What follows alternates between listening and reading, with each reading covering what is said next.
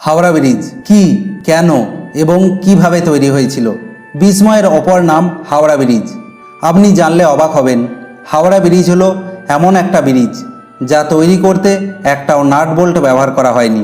তাহলে কোন সিস্টেমে দাঁড়িয়ে আছে এই সাসপেন্ডেড ব্যালেন্সড ক্যান্টিলিভার স্টিল ট্রাস ব্রিজটি? এই ধরনের ব্রিজকে হ্যাঙ্গিং ব্রিজ বা ঝুলন্ত সেতু বলা হয়ে থাকে।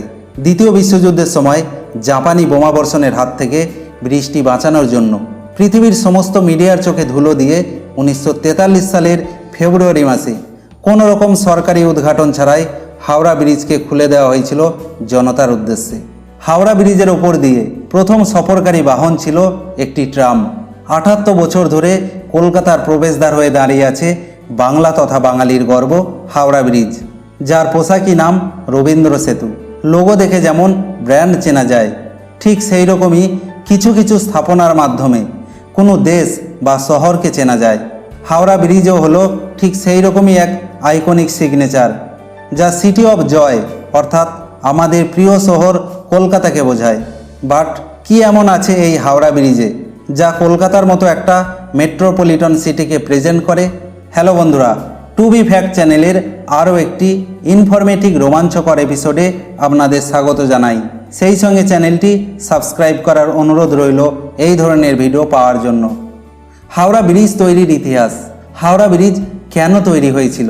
দুই যমজ শহর হাওড়া আর কলকাতার মধ্যে যোগাযোগের সেতু হাওড়া ব্রিজের ইতিহাস খুব পুরনো না হলেও খুবই আকর্ষণীয়।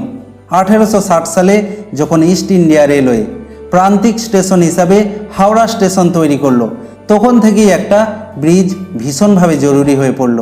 দেশের নানা প্রান্ত থেকে মানুষ ও পণ্য সামগ্রী রেলপথে আসতে শুরু করলো। কলকাতা তখন ব্রিটিশ ভারতের রাজধানী। সেখানে শুধু গঙ্গাবক্ষে স্টিমার, ফেরি আর দেশি নৌকায় নিয়মিত পণ্য সরবরাহ প্রায় অসম্ভব হয়ে পড়ল। একটা ব্রিজ চাই। আবার কলকাতা বন্দরও তখন খুব ব্যস্ত। নদীর জলে কোনো রকম স্থায়ী স্ট্রাকচার তৈরি যাতে না হয় সেদিকে কলকাতা পোর্ট কমিশনারদের কড়া নজর। তাতে জাহাজ চলাচলে বিঘ্ন ঘটবে। 1871 সালে বাংলার lieutenant governor sir George Campbell pass করলেন হাওড়া ব্রিজ অ্যাক্ট। সরকার আর ইস্ট ইন্ডিয়া রেলওয়ের তৎকালীন চিফ ইঞ্জিনিয়ার স্যার ব্র্যাডফোর্ড লেসলির এক চুক্তি হলো। হাওড়া আর কলকাতার মধ্যে হুগলি নদীর ওপর তৈরি হবে একটি ভাসমান পন্টুন ব্রিজ।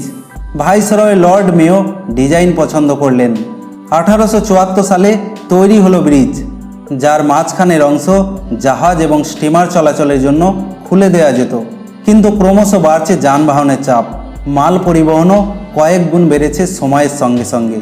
এই ভার বহনের জন্য ভাসমান পন্টুন ব্রিজ প্রয়োজনের তুলনায় যথেষ্ট নয় বোঝা যাচ্ছে। সংকীর্ণ ব্রিজ পার হয়ে কলকাতা থেকে হাওড়া যাওয়া ক্রমেই এক দুর্বিষহ অভিজ্ঞতা হয়ে উঠতে লাগলো যাত্রীদের কাছে। তাছাড়া যখন জাহাজ বা স্টিমার যায় তখন ব্রিজ থাকে খোলা, এর ফলে যানজটের সমস্যা দেখা দিতে শুরু করলো। এছাড়া জোয়ারের সময় নদীর জলতল বেড়ে ভাসমান অংশ এত খাড়া হয়ে যায় যে ঘোড়া বা গরুর গাড়ি প্রায় উঠতেই পারে না। 1909 সাল নাগাদ স্পষ্ট বোঝা গেল কলকাতা আর হাওড়ার বিশাল জনসংখ্যা আর ব্যবসা বাণিজ্যের প্রয়োজন পন্টুন ব্রিজ আর মেটাতে পারবে না। চাই নতুন ব্রিজ। নতুন ব্রিজ বানানো নেহাত সোজা নয়। সরকার একের পর এক কমিটি বানিয়ে চলল, যারা এই ব্রিজ কিভাবে বানানো যায় তার পর্যালোচনা করবে। শেষ পর্যন্ত মুখার্জি কমিশন বহু সার্ভে ও সমীক্ষার পর যে রিপোর্ট জমা দিল তা হলো হাওড়া আর কলকাতার মধ্যে সবচেয়ে উপযুক্ত হবে ক্যান্টিলিভার ব্রিজ। একমাত্র এই ধরনের ব্রিজ থাকলে হুগলি নদীতে জাহাজের অবাধ চলাচল বজায় রাখা সম্ভব। মেসার্স রেন্ডেল পামার ট্রিটন 1929 সালে ক্যান্টিলিভার ব্রিজের ডিজাইন ও ড্রয়িং জমা দেয়। ব্রিজ তৈরিতে মূল ঠিকাদার ছিল ডার্লিংটনের ক্লিভল্যান্ড ব্রিজ কোম্পানি, আর সাব কন্ট্রাক্টর হিসাবে কাজ করেছিল তিন সুবিখ্যাত কোম্পানি ব্রেথওয়েট, বার্ন আর জেসপ। 1936 সালে কাজ শুরু হয় এবং 7 বছর লাগে শেষ হতে। খরচ হয়েছিল 250 লক্ষ টাকা। এখন যে হাওড়া ব্রিজকে আমরা দেখি তা হলো suspended balanced cantilever steel truss bridge. প্রায় 26,500 টন স্টিল লেগেছিল ব্রিজ বানাতে। এর মধ্যে অধিকাংশ মানে প্রায় 23,000 টন স্টিল সরবরাহ করেছিল জামশেদপুরের Tata iron and steel company. 1943 সালের ফেব্রুয়ারিতে কোনো অনুষ্ঠান ছাড়াই চলাচলের জন্য খুলে দেওয়া হয় হাওড়া ব্রিজ, কারণ তখন দ্বিতীয় বিশ্বযুদ্ধ চলছে। কেবল একলা ট্রাম ধীর গতিতে ব্রিজ পেরিয়ে এর শুভ সূচনা করে। আর আজ সেই ট্রামেরই প্রবেশ নিষিদ্ধ হাওড়া ব্রিজে। ব্রিজ চালু হওয়ার পর থেকে রক্ষণাবেক্ষণের ভার ক্যালকাটা পোর্ট ট্রাস্টের ওপর ন্যস্ত। এই ব্রিজের ট্রাসগুলি সম্পূর্ণ low alloy high tensile steel riveted. 2005 সালের 24শে জুন একটি জাহাজ ব্রিজের নিচে আটকে গিয়ে ক্ষতি করেছিল, যা দ্রুত সারানো হয়। বর্তমানে ব্রিজের স্টিলের সবচেয়ে বড় সমস্যা পাখি বাদুড়ের বর্জ্য, ফুলবাজারের আবর্জনা এবং মানুষের থুতু ও পানের পিক। স্টিল পিলারগুলিকে ফাইবার গ্লাস দিয়ে ঘিরে নিয়মিত পরিচ্ছন্ন রেখে এর আয়ু বাড়ানোর চেষ্টা চলছে অবিরাম। ব্রিজ রং করতে প্রায় 26,000 লিটার সীসামুক্ত রং লাগে।